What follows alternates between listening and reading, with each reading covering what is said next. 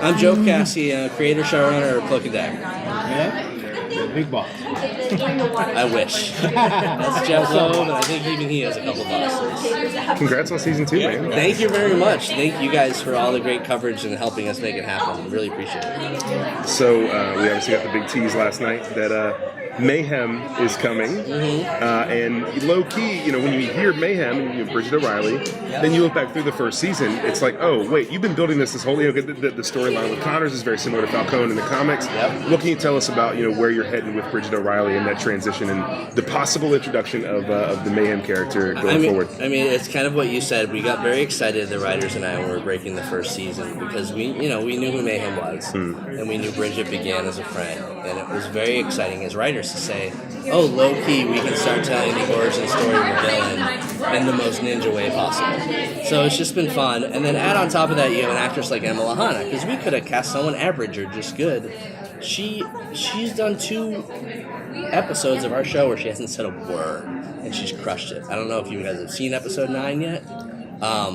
Doesn't say a word again, makes you want to cry, and you get to see. So I'm very excited, kind of in a Killmonger way, to bring in a villain who you kind of can relate with. And I think Mayhem, without spoiling too much, is kind of what we wish we all were if we didn't face consequences. So you and Jeff teased yesterday production's going to start in the fall, and that we'll see you sooner than we think. Now, I would think next summer. That was your schedule this year. The sooner than you think mean February? Like, do you know? I've learned over my life to never try to decipher what Jeff Loeb says. Everyone can do the same. We can all sleep better. They haven't told me if they've decided on a date. We've talked about eventually our kids won't be teenagers and we'd love to get them on the air quicker than possible, but it's for people way smarter than I am programming-wise to put it on the air. When you guys were casting, was them being age-appropriate an important factor? We were talking about this earlier. Super important. So Gina and I were kind of crazy about it because we didn't want to do the Dylan McKay. We didn't want to do the 32-year-old playing a high school, even though he was cool and had that little scar on his eyebrow.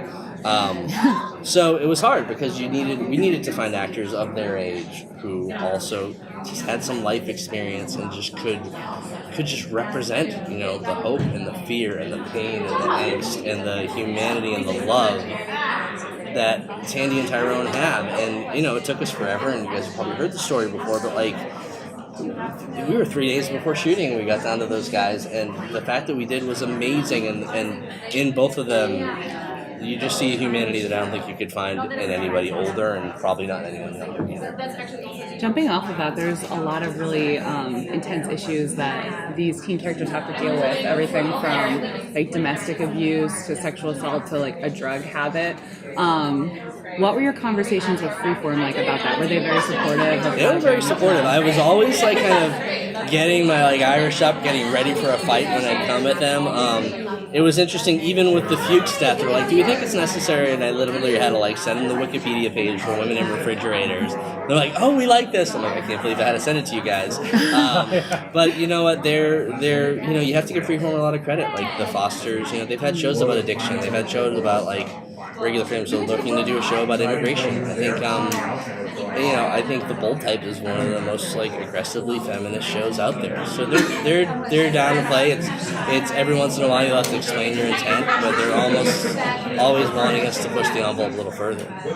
With this show, you kind of went with a way of being more of a chemical reaction that caused them to get the power. While one of the more traditional forms of it was that they were basically experimented on with drugs, which led to them basically having their war against drugs. I think was a big issue for them. Yeah. When you basically decided to change the backstory of the character, was it more to fit the story, or did you basically change that and then build the story around that? I think it was a little of both. I think the thing that, when I read Cloak and Dagger, when I was in grade school, that's when the war on drugs was important, when it was a social issue. It's it's a different beast right now, so we thought them doing drugs and getting the superpowers was not necessarily the perfect analogy. So we started talking about what's happening right now, and one of the big things is, police brutality and unaccountability. So we thought that'd be an interesting story in the spirit of what Mantle did all that time ago. On top of it, just Tandy and her family being at the whim of a corporation.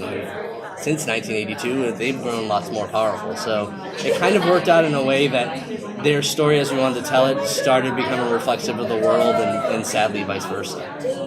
When you're breaking stories, you're a superhero show telling an origin story, but you're also a show that's dealing with heavy issues, discrimination, privilege, environmental issues. How are you and the writers balancing how much of your story is going to be world issues versus telling a good superhero drama? I mean, I think the reason I put a diverse writers' room together was to make sure we can have those exact debates. Are we just telling the story to tell it?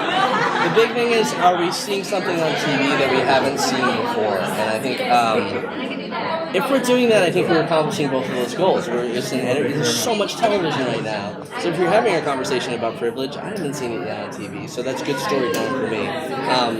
Part of the beauty of it all is you can kind of put all those things together and put it in the hands of an Aubrey and Olivia, and you can accomplish great storytelling that kind of puts the vegetables under the mashed potatoes a little bit.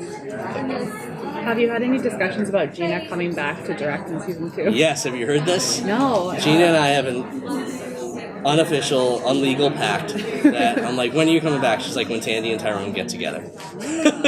So she wants to be there. She's an amazing human being, an amazing director who has such love for not only Tandy and Tyrone, but Aubrey and Olivia. And, we check in a lot, so it's kind of fitting that the first time they get together, that I would love for Gina to be at the helm. So when are you thinking that? That's that going to be season, I'm not telling you. The way you incorporated kind of the lines of Cloak's costume from the comics was so ingenious. Isn't it amazing? And so perfect. Can you talk about the genesis of that idea and fitting New Orleans into it? Yeah, I mean, like one of our writers, Marcus Guillory, we were talking about New Orleans and like, what does New Orleans have that the rest of the world doesn't? He's just a font of information. And he's like, well, what about the Mardi Gras Indians? And most of us in the room are like, the what? And just to find out that there's these group of African-American men who, for a long time, have been paying homage to the Native Americans who helped them when they were runaway slaves or when they were freed slaves. And this has been going on. So we started looking at some of the beadwork, and we're like, I originally was like, we're never going to be able to do that black and white and like the way they have the cloak, it'll just be a sheet. And then we looked at it, I'm like, this is how we do it. This is how we kind of, and it was one of those just amazing things where, you bring in a writer with a different point of view, and he kind of held my hand and walked me to this place where we could kind of do a different turn on the origin story.